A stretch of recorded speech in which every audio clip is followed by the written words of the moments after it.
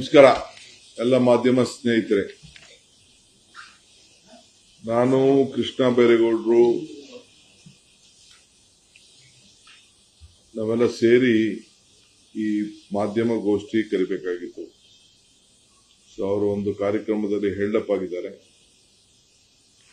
So ನನಗೆ ಜಲ್ದಿ ಮುಗಿಸಿ ಲೇಟ್ ಆಗ್ತದೆ ಅಂತೇಳಿ ಈ ಮಾಧ್ಯಮ ಗೋಷ್ಠಿ ಕರೆದಿದ್ದೇನೆ. ನಾಳೆ ನಾಡಪ್ರಭು ಕೆಂಪೇಗೌಡರ 514ನೇ ಜಯಂತಿಯನ್ನ ಆಚರಣೆ ಮಾಡ್ತಾ ಇದ್ದೇವೆ. ಸೊ ಸರ್ಕಾರ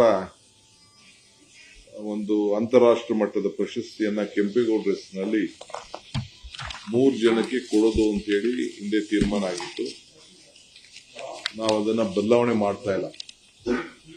ಆ ಯೋಜನೆ, ಆ ಹೆಸರು ಸರ್ಕಾರ ಏನು ಹಿಂದೆ ನಡ್ಕೊಂಡು ಬಂದಿತ್ತು ಅದನ್ನು ನಾವೇನು ಬದಲಾವಣೆ ಮಾಡೋದು ಬೇಡ ಅಂತ ತೀರ್ಮಾನ ಮಾಡಿದ್ದೇವೆ. ನಾಳೆ 3 ಜನಕ್ಕೆ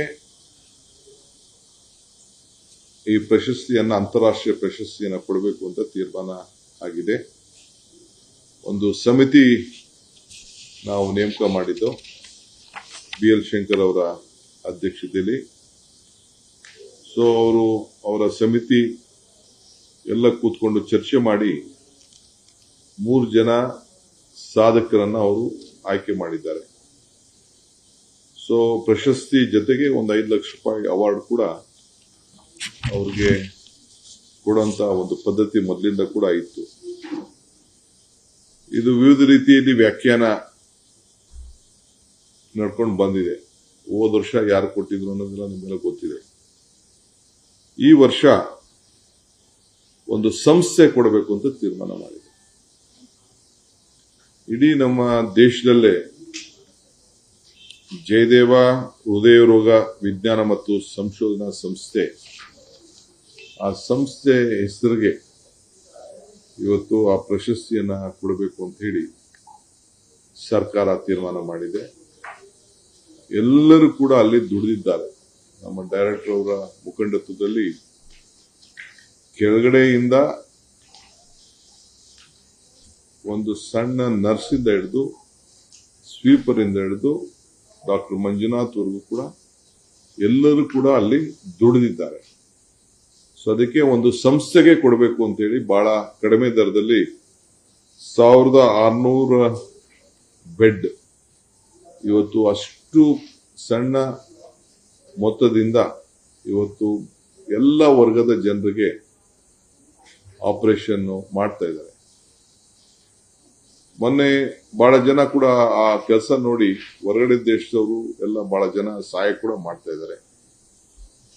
ಸೊ ಬಹಳ CSR ಅಲ್ಲಿ ಬೇರೆ ಬೇರೆ ರೀತಿಯಲ್ಲೆಲ್ಲ ಸಪೋರ್ಟ್ ಮಾಡ್ತಾ ಇದ್ದೆಲ್ಲ ನಾವೆಲ್ಲ ಗಮನಿಸಿದ್ದೇವೆ. ಸೊ ಅದಕ್ಕೆ ನಾನು ಸರ್ಕಾರದ ಪರವಾಗಿ ಇವತ್ತು ಜಯದೇವ ಹೃದಯ ರೋಗ ವಿಜ್ಞಾನ ಸಂಶೋಧನಾ ಸಂಸ್ಥೆಗೆ ಒಂದು ಪ್ರಶಸ್ತಿ. ಎರಡನೇದು ನಿತಿನ್ ಕಾಮತ್ ಅಂತ ಹೇಳಿ ಒಬ್ಬ ಯುವಕ, ಸ್ಟಾರ್ಟ್ಅಪ್ ಮಾಡಿದಂತ ಒಬ್ಬ ಯುವಕ, ಬಹಳ ದೊಡ್ಡ ಹೆಸರನ್ನ ಪಡೆದಿದ್ದಾರೆ. ಜರೋಡಾ ಅನ್ನೋ ಒಂದು ಸಂಸ್ಥೆ. ಅವನ ಈ ವಯಸ್ಸಿಗೆ 25% ಹಣ ಸಂಪಾದನೆ ಮಾಡಿದಂತ ಹಣನ ಆತ ಸೋಷಿಯಲ್ ಆಕ್ಟಿವಿಟೀಸ್ಗೆ ಕಂಪ್ಲೀಟ್ ಮಾರ್ಕ್ ಮಾಡಿಟ್ಟಿದ್ದಾರೆ. ಸೊ 2016ರಲ್ಲಿ ಟಾಪ್ 10 ನಮ್ಮ ಭಾರತೀಯರ ಪೈಕಿ ಈತ ಬೆಳ್ಕೊಂಡು ಬಂದಿದ್ದು ಮತ್ತು BSc ಮತ್ತು ಡನ್ ಬ್ರಾಂಚ್ ವರ್ಷದಲ್ಲಿ ಒಳ್ಳೆ ಉದ್ಯಮಿ ಅಂತೇಳಿ ಹೆಸರು ಕೂಡ ಹಿಂದೆ ಪಡೆದಿದ್ರು. ಸೊ ಬಹಳ ಜನ ಈತನ ಒಂದು ದೊಡ್ಡ ನಮ್ಮ ಸಂಸ್ಥೆ ಉದ್ಯೋಗಗಳನ್ನ ಸೃಷ್ಟಿ ಮಾಡೋ ಜೊತೆಗೆ ಈ ಹೊಸ ಸ್ಟಾರ್ಟ್ಅಪ್ ನ ಮಾಡಿ ಆಮೇಲೆ ಸಾಮಾಜಿಕ ಕಳಕಳೆಯನ್ನ ಇಟ್ಕೊಂಡಂತ ಈ ಚಿಕ್ಕ ವಯಸ್ಸಿನಲ್ಲೇ ಬೆಂಗಳೂರಿನ ಒಬ್ಬ ಪ್ರಮುಖ ಯುವಕ, ಆತನಿಗೆ ನಿತಿನ್ ಕಾಮತ್ಗೆ ನಾವು ಇವತ್ತು ಪ್ರಶಸ್ತಿಯನ್ನ ಕೊಡ್ತಾ ಇದ್ದೀವಿ. ಒಂದು ಪ್ರಶಸ್ತಿ. ಮತ್ತೊಂದು ಪ್ರಶಸ್ತಿ ಕ್ರೀಡೆಯಲ್ಲಿ ಆಯ್ಕೆ ಮಾಡಿದ್ರು. ಬಹಳ ಹೆಸರುಗಳೆಲ್ಲ ಬಂತು, ಕ್ರಿಕೆಟ್ ಬೇರೆ ಬೇರೆ ಎಲ್ಲ ಬಂತು. ಅದಿತಿ ಅಶೋಕ್ ಅಂತ ಹೇಳಿ ತಮಗೆಲ್ಲ ಗೊತ್ತಿದೆ. ಟೋಕಿಯೋ ಒಲಿಂಪಿಕ್ ನಲ್ಲಿ 4ನೇ ಸ್ಥಾನ ಮುನ್ನಡೆಸ್ತಾ ಇದ್ದ ಅದಿತಿ ಅಶೋಕ್. ಸೊ ಟೋಕಿಯೋದಲ್ಲಿ 4th ಪ್ಲೇಸು. ಇಡೀ ಭಾರತ ದೇಶವನ್ನೇ ನಮ್ಮ ಗಾಲ್ಫ್ ನಲ್ಲಿ ಸಾಧನೆ ಮಾಡಿಕೊಂಡು ಹೆಸರನ್ನ ಪಡ್ಕೊಂಡು ಬಂದಿದ್ದು. ನಮ್ಮ ವಿಶ್ವದಲ್ಲೇ ಒಂದು ಉತ್ತಮವಾದಂತ ಅಗ್ರಸ್ಥಾನ. ಒಂದು 50 ಜನದಲ್ಲೇ ಇವತ್ತು ಇಡೀ ವಿಶ್ವದಲ್ಲೇ ಇವತ್ತು ಆ ಹೆಸರು ಇವತ್ತು ಬಹಳ ಪ್ರಚಲವಾಗಿದೆ. ಸೊ ಒಳ್ಳೆ ಇನ್ನ ಬೇಕಾದಷ್ಟು ಸಾಧನೆ ಮಾಡ್ಲಿಕ್ಕೆ ಒಂದು ಅವಕಾಶ ಇದೆ. ನಾವು ಅವ್ರು ಮಾಡಿದಂತ ಸಾಧನೆ, ಅವರು ಹಕ್ಕು ಇವೆಲ್ಲ ಕೂಡ ನಮ್ಮ ದೇಶದಲ್ಲೇ ಒಂದು ದೊಡ್ಡ ಮಹಿಳೆ. ಸೊ ಒಂದು ಮಹಿಳೆ ಕೂಡ ಕೊಡಬೇಕು ಅನ್ನೋ ದೃಷ್ಟಿಯಿಂದ ಇವತ್ತು 3 ಜನಕ್ಕೆ ಆಯ್ಕೆ ಮಾಡಿ ನಾಳೆ ಸರ್ಕಾರ ಪ್ರದಾನ ಮಾಡುವಂತ ಕೆಲಸ ಮಾಡ್ತದೆ. ಇದನ್ನ ತಮ್ಮ ಗಮನಕ್ಕೆ ತರಬೇಕು ಅಂತೇಳಿ ತುರ್ತಾಗಿ ಇವತ್ತು ಮಾಧ್ಯಮ ಗೋಷ್ಠಿ ಮುಖಾಂತರ ಈ ಒಂದು ಸಂದೇಶವನ್ನ ತಮ್ಮ ಮುಖಾಂತರ ತಿಳಿಸ್ತಾ ಇದ್ದೇವೆ.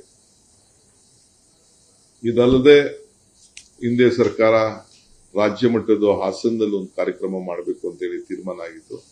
ಅದನ್ನು ನಾವು ಡಿಸ್ಟರ್ಬೆನ್ಸ್ ಮಾಡಕ್ ಹೋಗಿಲ್ಲ. ಇಲ್ಲಿ ಈ ಕಾರ್ಯಕ್ರಮನ ಸ್ವಲ್ಪ ಮುಗಿಸಿ ಜರೂರಾಗಿ ನಾನು ಹಾಸನ್ಗೆ ಹೋಗ್ಬೇಕು ಅಂತ ತೀರ್ಮಾನ ಮಾಡಿದ್ದೆ.